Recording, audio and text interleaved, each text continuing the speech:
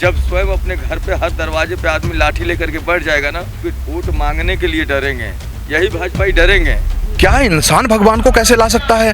ये बहुत ही दुर्भाग्य, मतलब इस पब्लिक को, इस देश के 140 करोड़ देशवासियों को ठगने का एक ऐसा माहौल बनाया जाना कि जिसको भगवान मोदी जी श्री राम भगवान को ला गए। और ये एक ढोंग दिखा रहे हैं, ये ढोंगी बाबा का रूप भी बना रखे हैं। हेमंत बिस्वा शर्मा जो कि असम के मुख्यमंत्री हैं, वो एक भ्रष्ट और करप्ट नेता हैं और उनकी पत्नी भी और उनके पुत्र भी इस भ्रष्ट तंत्र के अंदर लिप्त हैं। देश का प्रधानमंत्री जमीन पे लेट गया तो अर्थ व्यवस्था को भी ये जमीन ही पे लाना चाहते हैं। ये स्थिति आ गई है। नमस्कार, मैं हूं हयात अब्बास और आप देख रहे हैं 4 PM न्यूज़ नेटवर्क। 24 का चुनाव बहुत करीब है और 22 को जो जिस तरह से राम मंदिर प्राण प्रतिष्ठा हो गई है, तो क्या अब इसी मुद्दों पर विपक्षी एक तौर से कह रहा है कि विपक्षी दल मंदिर का यूज़ करके जिस तरह भाजपा सत्ता में आना चाहती है, तो क्या ये वाकई सच है? एक बार फिर से सत्ता में आ जाएगी? राम मंदिर प्राण प्रतिष्ठा हुई है, क्या लगता है इस पे वोट मिल जाएगा? देखिए, ऐसा है कि जब हिंदुस्तान का हर जनमानस इस बात को समझ जाएगा कि ये लोग सिर्फ एक धर्म और जाति की बात करते हैं, तो मुझे लगता है कि इन्होंने एक ऐसा माहौल बना रखा है देश के अंदर, जिस माहौल में सिर्फ एक हिंदुत्व को लेकर के, राम मंदिर को लेकर के लोगों को भ्रमित करने का काम हो रहा है। लोग जिस दिन इस बात को जान जाएंगे कि हमारे बच्चों के लिए नौकरियां कहाँ से आएंगी, ये जो महंगाई बढ़ रही है, ये महंगाई कैसे कम होगी, तो उस समय अपने आप ही इस हिंदुस्तान के अंदर सत्ता परिवर्तन होगा। क्योंकि सत्ता परिवर्तन और एक मजबूत विपक्ष होना बहुत ज़रूरी होता है किसी भी लोकतंत्र के अंदर। तो आज ऐसी स्थिति चल रही है कि लोग सिर्फ एक व्यक्ति को मान रहे हैं, वो उसी व्यक्ति की पूजा गुणगान किए जा रहे हैं। अगर इस देश के अंदर हर आदमी को अपने बच्चों का भविष्य सुरक्षित चाहिए या बच्चों के लिए नौकरियां चाहिए, तो उनको चिंतन और मंथन करने की ज़रूरत है। अगर नहीं आज भी करेंगे तो आने वाली जो पीढ़ियां हैं, उनके लिए एक बहुत बड़ा अभिशाप होगा कि हम लोगों ने शायद उस समय में सत्ता परिवर्तन किया होता तो आज ये महंगाई यहाँ तक न जाती। और जैसे श्रीलंका में हुआ था, उसी हिसाब से जब पूरा श्रीलंका की पब्लिक टूट पड़ी थी, उस हिसाब से चीज़ें होने लगेंगी या अव्यवस्थाएं फैलने लगेंगी। क्या लगता है सर, क्योंकि बार बार ये इनका एक स्लोगन है, जो राम को लाया है हम उसको लाएंगे, तो जनता इससे कितनी प्रभावित? देखिए, भगवान को कोई नहीं ला सकता। भगवान ने तो हम सबको धरती पर बनाया है, भगवान ने ही हम एक मानव को इस धरती पर भेजा है, और भगवान को लाने वाले इंसान कैसे हो सकते हैं? ये इनकी तरफ से क्यों कहा? ये एक आश्चर्यचकित बात होती है। मैं कभी कभी हम लोग सोचते हैं कि क्या इंसान भगवान को कैसे ला सकता है?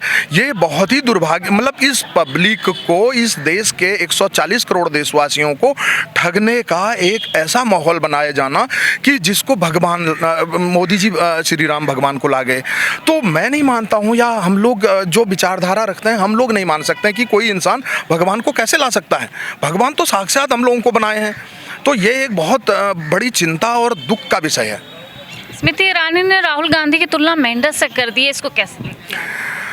देखिए, स्मृति ईरानी एक ऐसी महिला हैं जो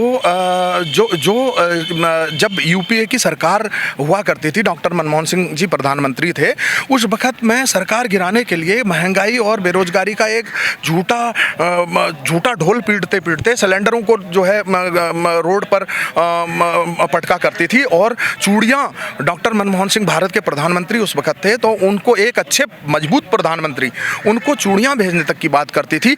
मुझे लगता है कि स्मृति ईरानी जैसी जो छोटी मानसिकता की महिलाएं नेता होते हैं, उनकी बातों को ज़्यादा ध्यान नहीं देना चाहिए, क्योंकि अब समय परिवर्तन हो रहा है।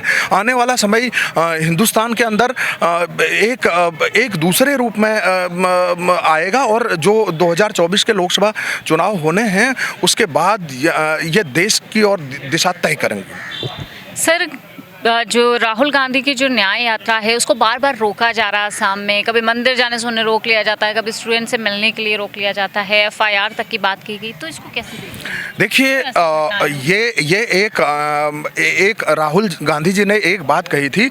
हेमंत बिस्वा शर्मा जो कि असम के मुख्यमंत्री हैं, वो एक भ्रष्ट और करप्ट नेता हैं, और उनकी पत्नी भी और उनके पुत्र भी इस भ्रष्ट तंत्र के अंदर लिप्त हैं। उन्होंने इस बात को कहा था, तो ये मुझे लगता है कि वहाँ के मुख्यमंत्री को ये बात बहुत पब्लिक के बीच में एक दूसरे रूप में गई, और तो उन्होंने राहुल गांधी जी की भारत जोड़ो न्याय यात्रा को डिस्टर्ब करने का प्रयास किया। लेकिन राहुल गांधी एक ऐसे व्यक्ति हैं, एक सच्चे व्यक्ति हैं और एक निडर इंसान हैं कि वो अपनी न्याय यात्रा हमेशा जारी रखेंगे जब तक इस देश के अंदर से इस टाइप के तंत्रों का तंत्र खत्म न हो जाए, तब तक वो अपनी यात्रा करते रहेंगे। विपक्ष की तरफ से एक बात कही जा रही है राम मंदिर को लेके कि वो अधूरा मंदिर है, अनिष्ट हुआ है, तो इसको कैसे? नहीं, कुछ किसी भी मंदिर का हम प्राण प्रतिष्ठा कराते हैं या कहीं एक छोटा मंदिर भी हम बनाते हैं, जब तक उस मंदिर के निर्माण कार्य पूरे नहीं हो जाते हैं तब तक उस मंदिर के अंदर जो भी हम कोई भोलेनाथ की पूजा करते हैं, भोलेनाथ का शिवलिंग स्थापित करते हैं, कोई रामचंद्र भगवान जी की पूजा करते हैं, कोई देवी मैया की पूजा करते हैं, तो माता रानी का या जो भी भगवान को हम स्थापित करते हैं, जब तक मंदिर का निर्माण पूरा नहीं हो जाता तब तक नहीं करना चाहिए। और दूसरी बात ये, इससे क्या है कि ये चुनावी लाभ लेने के लिए इन लोगों ने 2024 के लोकसभा चुनाव आने से पहले ही, क्योंकि इनके पास कहने के लिए पब्लिक के बीच में जाने के लिए कुछ है ही नहीं, इनके पास भ्रष्टाचार और महंगाई और बेरोजगारी की बात करने का उत्तर देने के लिए है ही नहीं। इन्होंने एक राम मंदिर को एक हथियार, चुनावी एजेंडा बनाया, हथियार बनाया, जिससे ये लोग जो है देश के अंदर एक ऐसा र्यूमर फैलाया जा रहा है कि भगवान श्री रामचंद्र भगवान को हम लोग स्थापित किए, तो इनको एक वोट बैंक की राजनीति कर रहे हैं। बाकी ऐसा नहीं है कि भगवान श्री राम आदिकाल से इस देश में रहे हैं और उन्होंने ही हम सबको इस धरती पर स्थापित किया है, और ये एक बहुत ही दुखद घटना है। एक तरफ राम मंदिर की प्राण प्रतिष्ठा हुई है, दूसरी तरफ विपक्ष ये कह रहा है कि भाई ये जो है एक पॉलिटिकल एजेंडा है, उससे ज़्यादा कुछ नहीं है। बिल्कुल, ये पॉलिटिकल एजेंडा ही है। और अभी कहा मतलब रामलला के नाम पे और मंदिर निर्माण के नाम पे एक और मुद्दा देने के चक्कर में पड़े हैं। मोदी जी का मकसद ये रहा कि हम जल्दी इसको 84 से जो है मुहूर्त निकाल करके इन्होंने प्राण प्रतिष्ठा कर दिया और अधूरा मंदिर दिखा, पब्लिक को दिखा कि अभी मंदिर तो है ही है, जो लोग वहाँ पे गए हैं मंदिर अधूरा ही दिखा है। और ये फिर आगे बताएंगे कि 2024 में फिर हमारी सरकार बनाइए, जो बाकी है सो पूरा कर देंगे। इनका मकसद ये है सिर्फ। और क्या जनता इस पर वोट कर देगी? अब जनता के अंदर मूड बदलाव का है। ये सिर्फ मंदिर से जो है कि बेरोजगारी ख़त्म नहीं हो जाएगी और गरीबों का पेट नहीं भर सकता है 5 किलो अनाजों से। सिर्फ बहुत गर्दिश में जो है कि पूरे देश में बहुत स्थिति ख़राब होना है। मतलब आज की जो स्थिति है अभी तो लग रहा है कि अपने देश में एक सुई बनाने तक का मतलब वो नहीं था पहले जब देश आज़ाद हुआ था। और इस स्तर पे जो है कि कांग्रेस की ही देन है, जो कहते हैं कि 70 साल में जो कांग्रेस ने कुछ किया नहीं। आज जो है कि रेलवे लाइन से लेकर जो है कि कांग्रेस की ही देन थी। और कहते हैं कि हमने किया है 9 साल नहीं, ये 10 साल में कुछ नहीं। सिर्फ जो गड्ढा मुक्त की बात करते हैं ना, आप ज़मीन स्तर पे जाइए, गाँव में देखिए, हम लोग जैसे कि निकलते हैं तो जो सफ़र जो है कि आधे घंटे का होता है वो सफ़र 2.5 घंटे का बन जाता है। तो स्थिति बहुत ख़राब है। ये बड़े बड़े हाईवे बना करके और पैसा वसूली का काम चल रहा है। वहाँ पे जो आम जनता है बसों में सफ़र करती है, रोडवेज की हालत ये है कि जो है कि किराया दे करके आदमी 600 में जो है कि मऊ और गाजीपुर बलिया पहुँच जाता था। आज जो 600 रुपया टोल देने जाएगा उसके पास ना गाड़ी की व्यवस्था है ना कुछ। ये किस लिए जो है कि हो रहा है।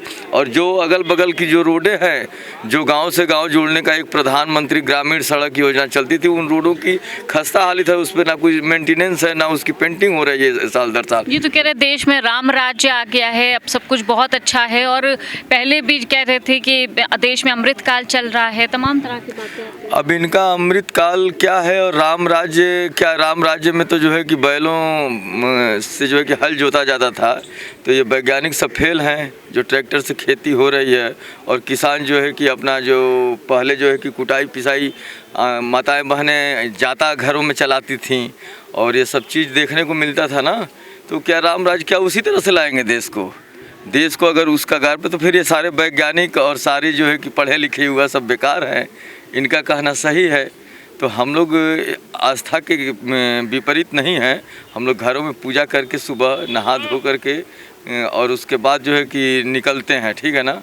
और ये एक ढोंग दिखा रहे हैं। ये ढोंगी बाबा का रूप भी बना रखे हैं। ढोंगी बाबा हैं। हाँ, ये ढोंगी ही बाबा हैं। और ढोंग दिखाना, जो आदमी ज़मीन पे ले, अब देश का प्रधानमंत्री ज़मीन पे लेट गया तो अर्थ व्यवस्था को भी ये ज़मीन ही पे लाना चाहते हैं। ये स्थिति आ गई है। शिक्षा का स्तर कितना गिरा जा रहा है बताइए। कहा जाता है ना कि बांस, मैं रहने वाला हूँ पूर्वांचल का, और बांस की कैन जो होती है ना, जब वो कांची होती है ना तो उसको गर्म करेंगे तो जिधर मरोड़ेंगे वो मुड़ जाता है। उसी प्रकार अगर 16 साल का जो बच्चा है, जो आज कह रहे हैं कि कोई भी ट्यूशन या कोचिंग नहीं होगा, उसको बंद कर दिया इन्होंने और जुर्माना लगाने तक की बात कर दी। तो जो आदमी जिसके दिमाग में 16 साल के अंदर नहीं घुसे, कहा जाता है कि 10 साल की होती है, जो 10 साल में नहीं सीख पाएगा तो क्या वो बुढ़ौती में उसके दिमाग में आएगा क्या ये बातें? वो पढ़ाई तो ये चाहते हैं कि किसी को शिक्षा न मिले, कोई अपनी हक की बात इनके सामने कह ना सके, ये यही चाहते हैं। इनका सिर्फ मानसिकता बन चुका है कि सिर्फ और सिर्फ मैं, इनके पास तो कोई है नहीं, इनका तो कोई है नहीं, कुछ बचा नहीं। तो ये अपना देखिए प्रधानमंत्री की जगह परिधान बदल कर ये परिधान मंत्री बन गए हैं। अपना सारा शौक पूरा कर रहे हैं, विदेशों में जाते हैं, क्या करते हैं, क्या देश की जनता जानती है क्या कि ये किस बात को लेकर के परमानेंट विदेश जाते थे? इन्होंने आज जो है बेरोजगारी का आलम ये है कि अपने देश के जो कारीगर, जो राज मिस्त्री होते हैं, जो चुनाई का काम करता है, वो जाके विदेशों में काम ढूंढ रहा है। यहाँ पे इतनी महंगाई बढ़ गई है, इतनी बेरोजगारी है कि यहाँ पे कुछ नहीं होने वाला। लोग वीज़ा मंगवा रहे हैं विदेशों से, लेबरगिरी करने के लिए विदेशों में जा रहे हैं। तो प्राइवेट का स्तर गिर गया, सरकारी नौकरी को प्राइवेट कर ही रहे हो। प्राइवेट जो कंपनियां छोटी मोटी थी उस पर आपने टैक्स और इतना वो कर दिया कि लोग यहाँ खोलने के लिए नहीं उत्तर प्रदेश में तैयार हैं। अन्य प्रदेशों में भी यही हालत है। ये गुजरात मॉडल बनाने का मतलब क्या है? यहाँ पे इतना जो निर्माण कार्य चल रहे हैं, अभी गुजरात के लोग ठेकेदार आ गए हैं, चाहे एयरपोर्ट पे देख लीजिए, चाहे रेलवे स्टेशन पे देख लीजिए, सब गुजरात के लोग यहाँ पे कब्जा कर रहे हैं। अभी नहीं लोगों को समझ में आ रहा है, ये तब समझ में आएगा ना जब लोगों के ऊपर ये विपत्तियाँ, जब स्वयं हर घर में जब ये दिखने लगेगा। अभी तो कुछ लोग ही झेल रहे हैं, इसको दिखा रहे हैं अपने आप में, कहना नहीं चाहते, क्योंकि पेट पहले से जो है कि देश आज़ाद हुआ तो सुई से आज जो है कि हम लोग भाला तक जो है तैयार करके रखे हैं लड़ने के लिए। तो इसलिए महसूस लोगों को नहीं हो रहा है। जब स्वयं अपने घर पे हर दरवाजे पे आदमी लाठी लेकर के बैठ जाएगा ना, लोग वोट मांगने के लिए डरेंगे, यही भाजपाई डरेंगे। इस तरह की घटनाएं हो रही हैं और राहुल गांधी की न्याय यात्रा को रोका जा रहा है। साफ तौर से कहना है लोगों का कि शायद भाजपा उनके बढ़ते कदम से परेशान है, क्योंकि वो मुद्दों की बात करते हैं और शायद यही वजह है जो उनकी न्याय यात्रा पर इस तरह के हमले किए जा रहे हैं, अटैक किए जा रहे हैं, रोकने की कोशिश की जा रही है। कैमरा पर्सन सत्यनारायण के साथ मैं हयात अब्बास, 4PM न्यूज़ नेटवर्क।